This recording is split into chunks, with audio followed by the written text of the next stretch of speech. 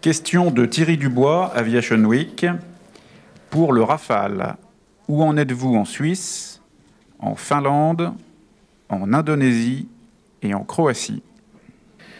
Oui, la question en elle-même est très intéressante. C'est qu'il y a déjà 4 pays qui sont cités et dont je confirme qu'ils sont en discussion avec nous. Alors il y a des pays où c'est une discussion normée dans le cadre d'un appel d'offres. C'est par exemple le cas de la Suisse et de la Finlande. Il y a d'autres pays où c'est une discussion bilatérale. Vous le savez, vous avez l'habitude, j'en dirai pas plus. Simplement, j'ai bon espoir que parmi ces 4 pays, on ait des résultats en 2021. Question de Véronique Guillermard du Figaro et de Gesche Wüpper du Börsenzeitung.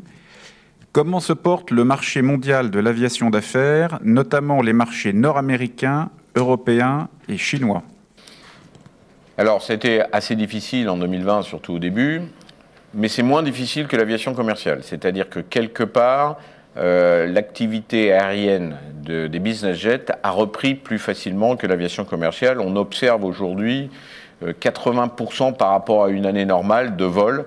C'est beaucoup des vols domestiques, il faut le reconnaître, sur l'aviation d'affaires, premièrement. Deuxièmement, si on n'a pas vendu beaucoup d'avions neufs, et c'est aussi vrai, une baisse assez forte chez nos concurrents en pourcentage, donc une baisse d'activité en livraison autour de 30%.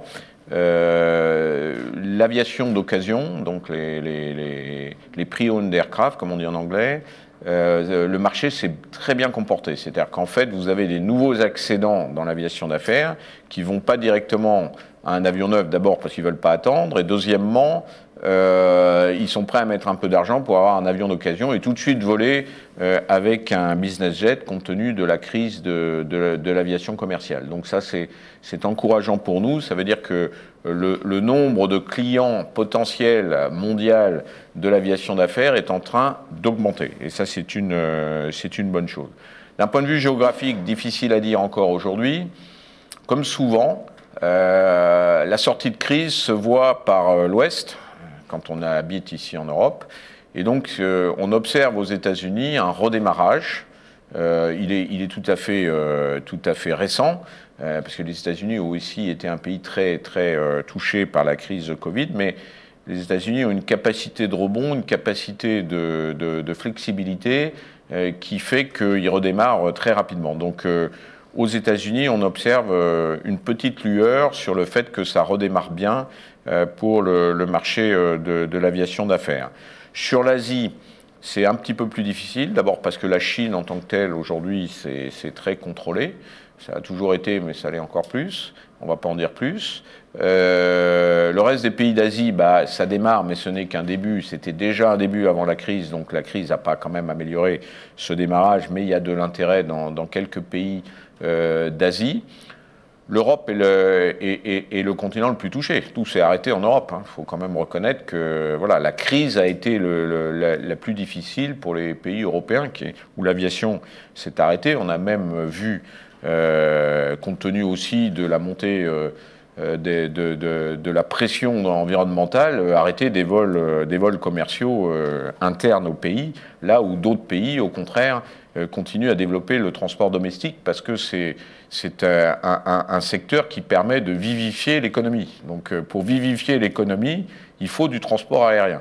Et je ne cherche pas à opposer en disant ça le train et l'avion. Ce sont deux moyens de transport complémentaires. Voilà ce que je voulais répondre sur cette problématique du marché. Donc on va observer tout au long de l'année 2021. La lueur d'espoir vient des États-Unis. J'espère que l'Europe va aussi redémarrer derrière. Question de Michel Cabirol, La Tribune, sur le NGF. Comment Dassault peut-il être leader si Airbus a les 2/3 de la charge? Le principe du best athlète est-il respecté? Alors, on va passer un peu de temps, je suppose, sur le NGF. La question de Michel Cabirol est bonne. Je l'ai déjà acceptée. C'est-à-dire que je saurais faire une maîtrise d'œuvre avec 1/3, 2/3 de charge. Je dis bien de charge de travail. C'est tout à fait possible. Après tout, nous sommes un architecte. Si les rôles sont bien répartis et qu'on est capable d'assumer cette maîtrise d'œuvre, on sait le faire. Là où c'est plus compliqué, c'est si on me demande de faire un tiers dans tous les packages.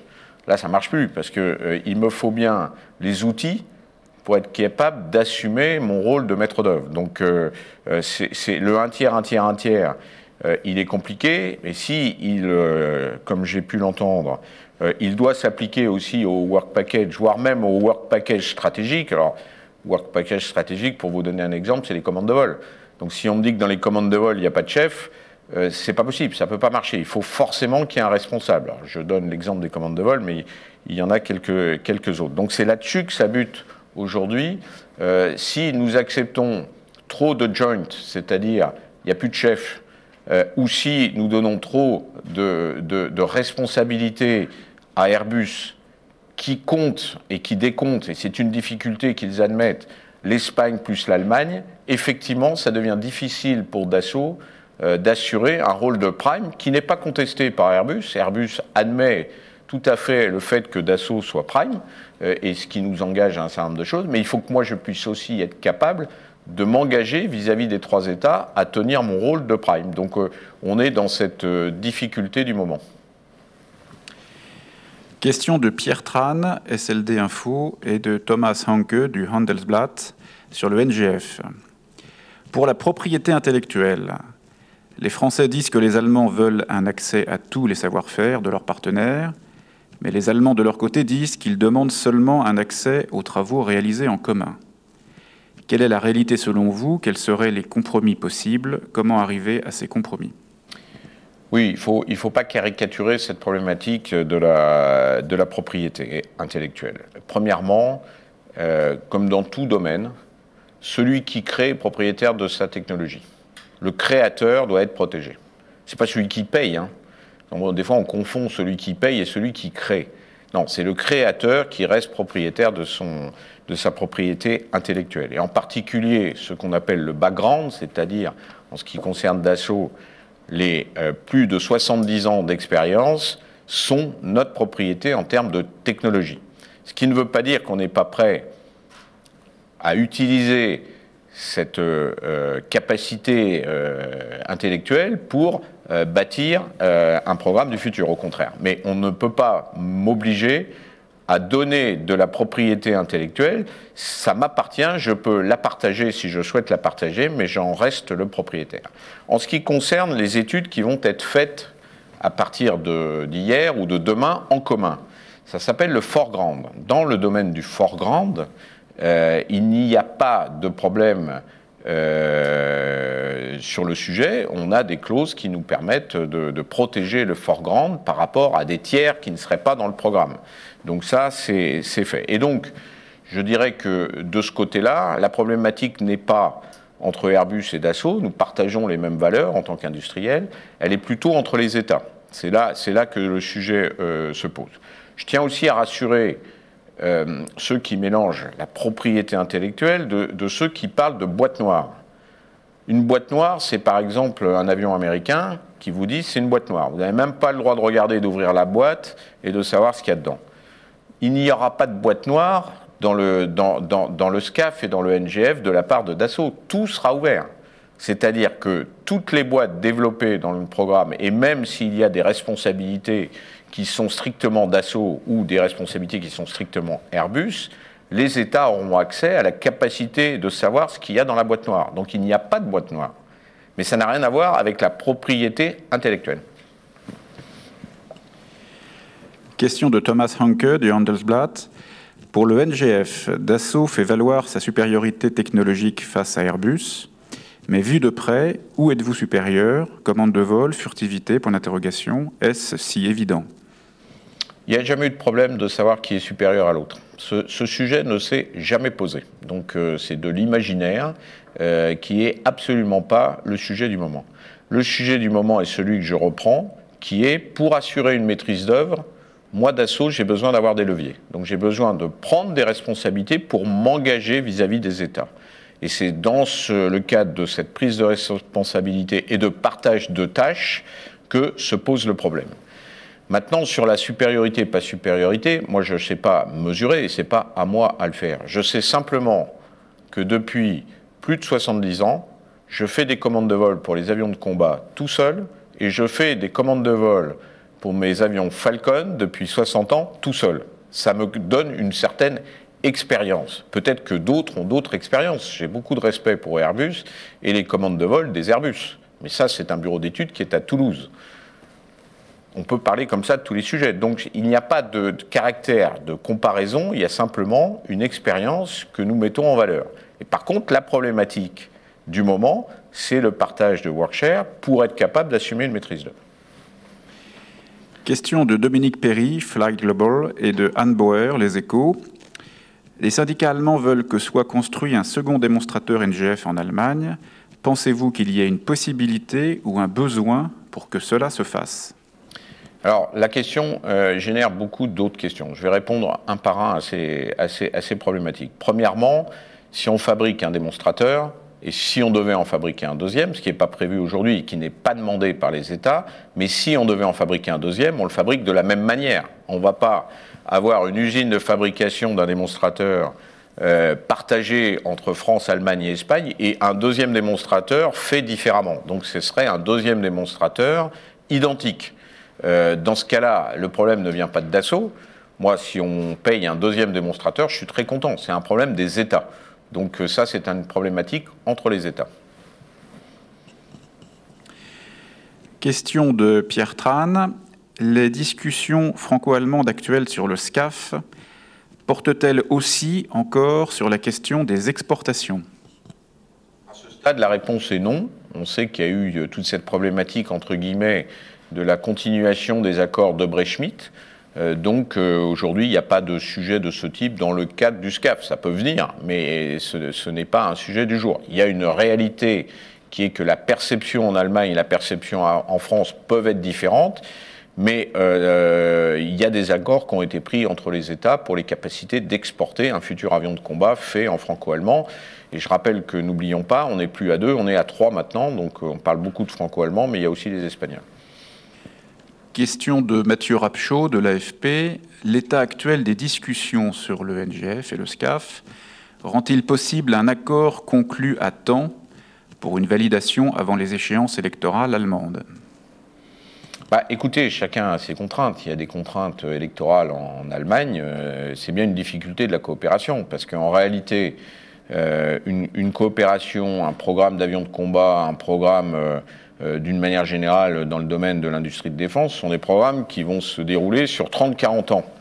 Donc passer des étapes uniquement en regardant les élections dans chaque pays, parce qu'il n'y a pas que l'Allemagne, un jour viendra la France, puis un jour viendra l'Espagne aussi.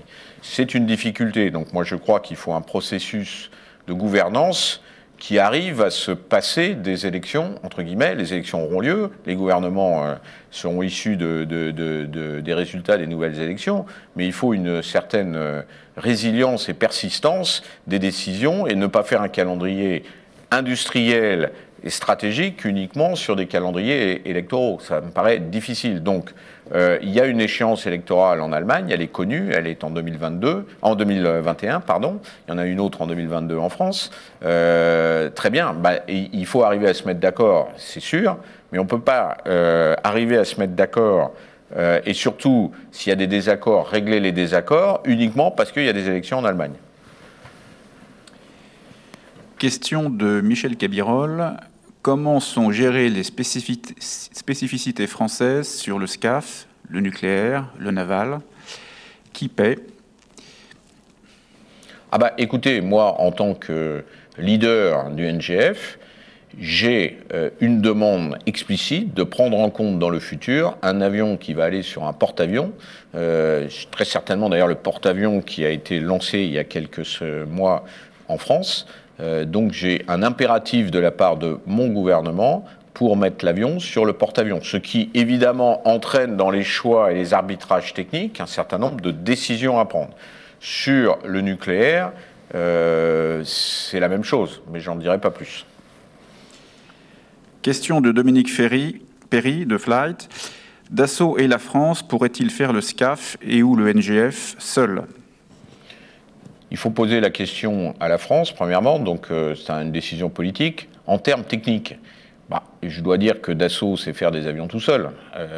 On le démontre tous les jours avec le Rafale et les Falcon. Deuxièmement, Safran sait faire des moteurs d'avions de combat. Ils le font et ils l'ont fait sur le Rafale. Troisièmement, Thales sait à peu près faire des radars, des contre-mesures et un certain nombre d'équipements optroniques. Donc si je mets Dassault plus Safran plus Thales et que je rajoute MBDA pour les missiles, la réponse est techniquement oui.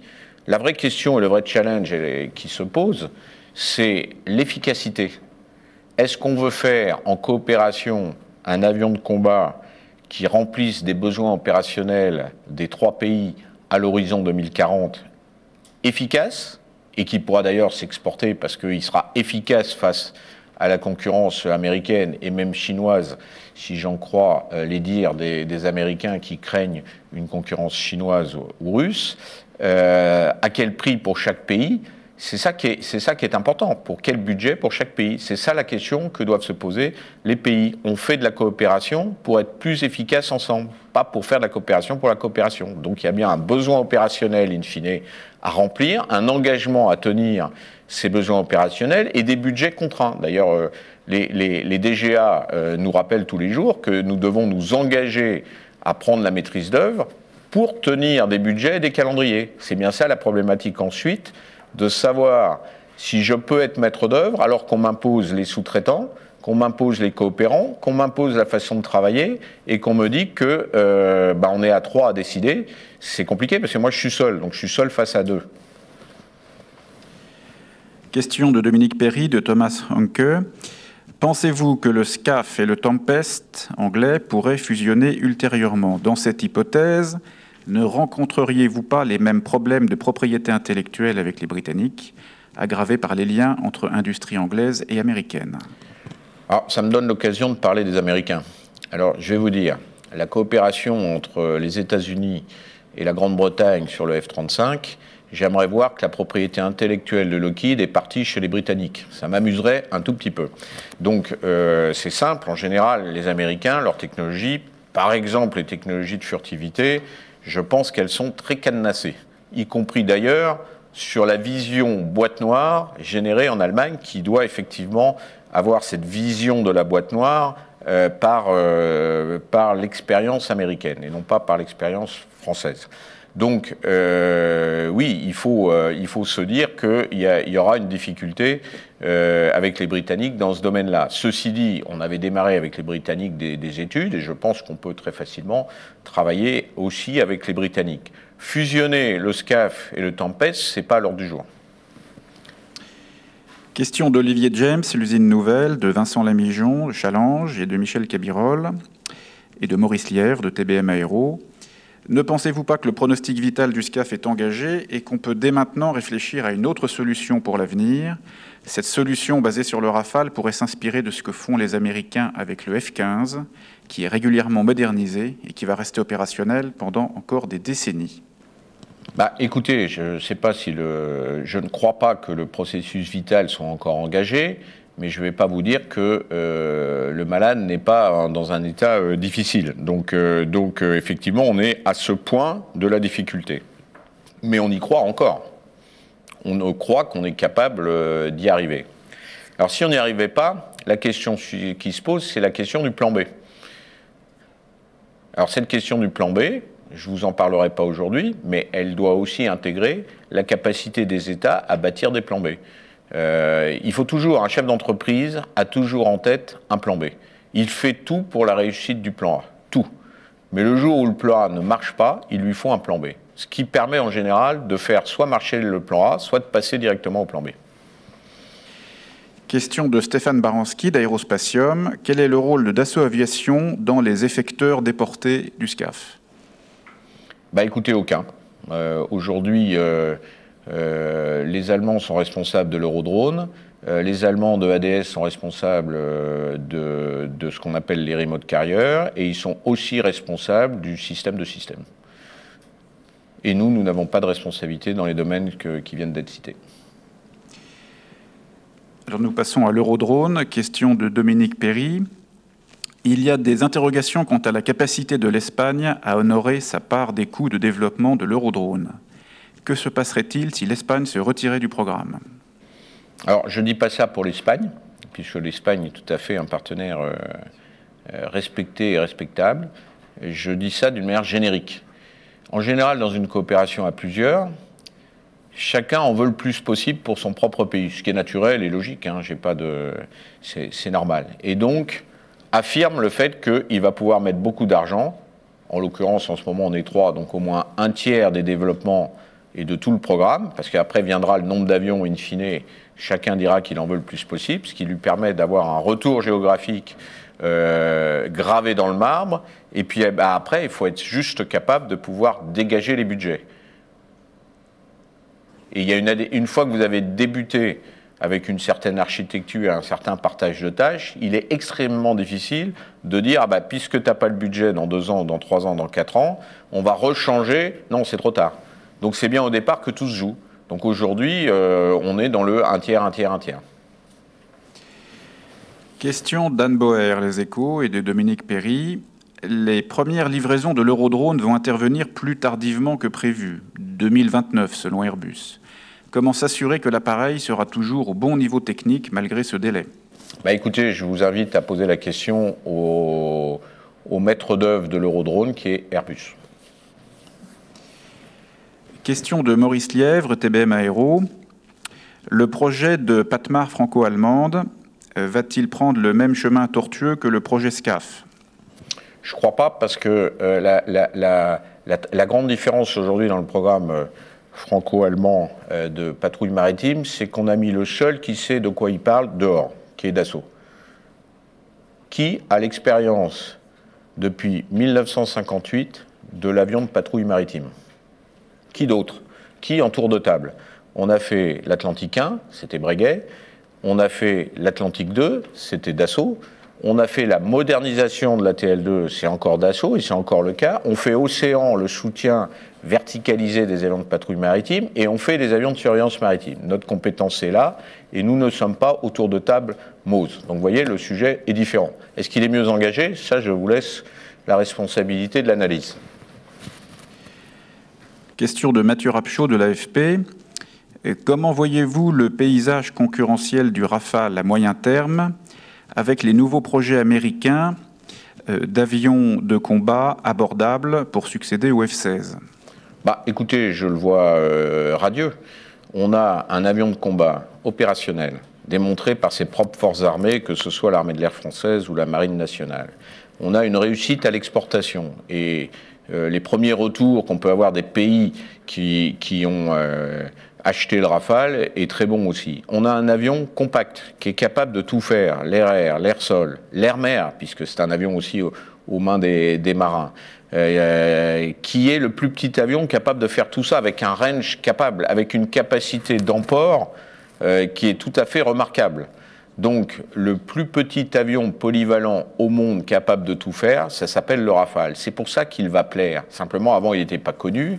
Et puis, on écrivait qu'il n'avait jamais été exporté. Maintenant, on peut écrire que c'est une réussite pour la France, une réussite à l'exportation, et qu'il est donc porteur d'avenir pour l'industrie française. Question de Thierry Dubois, Aviation Week. L'Égypte, l'Inde et le Qatar pourraient-ils passer prochainement de nouvelles commandes Rafale? Écoutez, nous on le souhaite, mais c'est à eux qu'il faut poser la question. Question de Véronique Guillermard du Figaro et de Gesche Wüpper de Börsen-Zeitung.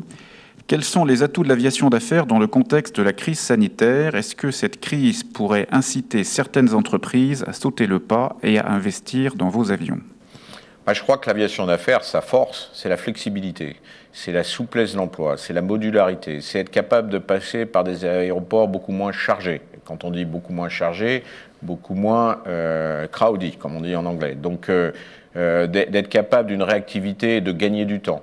Et donc, de rendre les voyages, puisqu'il y aura un peu moins de voyages, ça sera la conséquence du Covid, parce que quelque part, le voyage d'affaires va sûrement se réduire grâce à l'utilisation forte des modes de visioconférence, même si de facto, j'estime moi que le rapport humain reste primordial quand on veut faire du partenariat industriel, quand on veut aller voir ses clients, ses sous-traitants, etc. Mais ça sera beaucoup plus centré sur l'efficacité. L'aviation d'affaires répond parfaitement bien à ça. Les Américains l'ont compris depuis bien longtemps, les Européens aussi, et d'autres dans le monde commencent à bien le comprendre. Donc, je crois beaucoup au développement de l'aviation d'affaires, une aviation d'affaires responsable dans laquelle, évidemment, on va pouvoir introduire des moyens de décarbonation pour le futur, que ce soit l'utilisation des biofuels ou demain de technologies qui permettront de réduire son empreinte carbone. Je rappelle quand même que l'aviation d'affaires, par rapport à l'ensemble de l'aviation dans le monde, c'est tout petit. Par rapport à une aviation globale qui représente 2-3% des émissions carbone. Donc, honnêtement, c'est vraiment un outil au service des sociétés pour poursuivre ce rapport humain dont on a tant besoin et qui nous fait si cruellement défaut aujourd'hui. Question de Dominique Perry. Quel est votre roadmap pour l'avion vert attendu vers 2035 ? Alors, nous, là je parle en tant que Dassault et pas en tant que GIFAS, donc on s'est inscrit dans le programme CORAC, mais il faut que les technologies que nous sommes en train d'étudier soient au rendez-vous d'un certain nombre de programmes. Pour l'instant, le programme 6X, il continue à moins consommer parce que l'utilisation des technologies d'hier arrive aujourd'hui, donc il y a une baisse factuelle de l'empreinte carbone. Ça sera vrai aussi du nouveau Falcon. Les technologies de rupture, c'est pour après, donc on s'en parlera dans quelques années. Question de Thierry Dubois. Quel est le rôle de Dassault Aviation dans la filière biocarburant ? C'est un rôle d'incitation. Ce n'est pas nous qui allons créer les biocarburants. C'est un rôle d'incitation car nous sommes capables de les utiliser. Déjà aujourd'hui, je le répète, 50% dès aujourd'hui. On peut passer relativement facilement à une utilisation à 100% des biocarburants. Nos clients sont prêts à le faire. C'est-à-dire, évidemment, vous payez un peu plus cher, parce que vous allez payer très certainement un peu plus cher le carburant. Nos clients dans le domaine de l'aviation d'affaires et des Falcon sont prêts à payer un peu plus leur carburant pour voler avec des biocarburants. Donc, nous incitons les grands, et nous travaillons d'ailleurs dans ces domaines-là avec certains grands du domaine pour être capables d'être au rendez-vous rapidement. Ça viendra avant les technologies de rupture. Question de Guécheux-Wupper. Comment se porte le marché des business jets d'occasion ? Très bien, je l'ai dit tout à l'heure. Il s'est développé pendant la crise. Beaucoup de clients sont venus sur l'aviation d'affaires parce que l'aviation commerciale était un petit peu à l'arrêt, parce qu'ils ne voulaient pas aller dans des aéroports qui sont moins encombrés aujourd'hui, mais qui l'étaient. Et donc, il y a une certaine sécurité sanitaire apportée aussi au travers de l'utilisation des business jets. Question de Thierry Dubois. Tous les Rafales français ont-ils été portés au standard F3R ? Alors, ils le seront. Et de mémoire, ça devrait être en 2022. C'est en cours, les rétrofits sont en cours et ça devrait arriver pour 2022. Alors, deux dernières questions. Michel Cabirol, La Tribune. Pour le Rafale, pourriez-vous augmenter votre cadence si jamais vous obtenez de nouvelles commandes ? Oui, c'est une question que j'ai depuis à peu près une dizaine d'années. Donc il y a 10 ans, le problème c'était d'avoir les commandes. Aujourd'hui, certains craignent que si on a trop de commandes, on ne va pas y arriver. Ben, je vais vous dire, c'est le cadet de mes soucis. Alors ça va donner mal à la tête à nos producteurs parce qu'il faut augmenter les cadences et c'est du travail. Mais croyez-moi que ces soucis ne sont pas de même nature que ceux qu'on avait il y a encore un an en se disant qu'on allait peut-être aller vers une rupture de chaîne. Donc oui, la réponse est claire, nous savons augmenter nos cadences. Nous sommes aujourd'hui à une cadence qui retourne vers une cadence 1, puisqu'on était à cadence 2, et nous savons passer à cadence 3, je ne dis pas de manière simple, il faut un peu de temps, parce qu'il faut plus d'outillage, il faut mettre les compagnons au bon endroit, etc., etc. Mais oui, nous savons faire cadence 3. Et dernière question, Véronique Guillermard, Le Figaro. Souhaitez-vous que le dossier Aubert et Duval soit réglé rapidement ? En quoi cette entreprise est-elle stratégique pour Dassault Aviation ? Cette entreprise est stratégique pour tout le secteur aéronautique français. C'est vrai de Airbus, c'est vrai surtout de Safran, et c'est vrai de Dassault Aviation, et c'est vrai de nos sous-traitants qui utilisent cette matière. Donc la filière de la matière et de la manière dont on qualifie les matières pour aller en aéronautique est un sujet vital pour l'aéronautique française. Et donc, il est très important de stabiliser cette société dans les semaines qui viennent. Ça fait trop longtemps dont on parle d'une difficulté avec cette société. Nous sommes tout à fait pour une solution pérenne de cette société, et donc on appelle de tous nos voeux à une solution qui permette de pérenniser la fabrication de matière et la qualification de matière au travers de cette société. Bien, bah écoutez, l'heure a tourné assez rapidement, malgré le fait que je ne vous ai pas en face de moi, mais enfin j'ai quand même en face un écran et je vois quelques têtes, c'est quand même agréable. Et je vous souhaite une bonne journée, et on aura l'occasion de reparler assez rapidement, en particulier pour le premier vol du 6X qui va s'annoncer dans les jours ou les semaines qui viennent. Merci à vous et à bientôt.